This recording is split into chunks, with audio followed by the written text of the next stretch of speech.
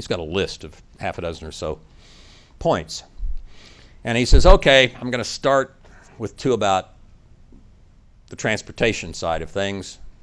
Two big things we need to do about the way we move ourselves around in cars and trucks. He said, first is we pull out all the stops and get the government to encourage plug-in hybrid gasoline electric vehicles.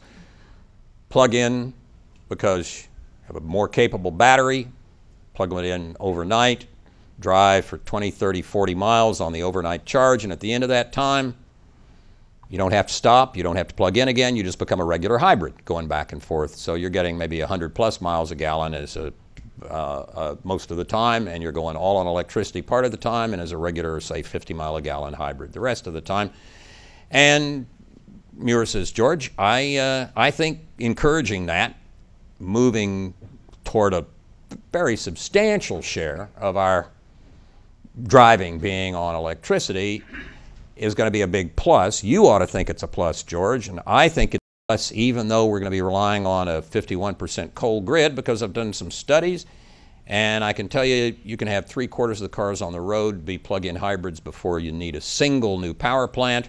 And even in the grid we've got, you got about a 25 or 30% improvement in global warming gas emissions. And George, I know you don't give a damn about that, but I'm just letting you know. That's why I'm for it. What do you think? Patton says, hey, going to over 100 miles a gallon per car and moving away from oil that much? Of course I'm for it. Why wouldn't I be for it? Absolutely terrific. Let's have your next one. Muir says, Patton says, I didn't think we would agree on anything. That's great. Muir says, all right, next one.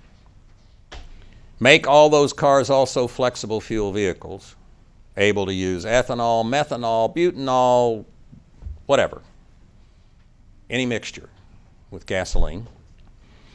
So we make it possible for any vehicle to drive a big chunk of the time on electricity, and also when it's using liquid fuels, it's using renewables. Now we're going to encourage the renewables across the board. Frankly, the sooner we get to cellulose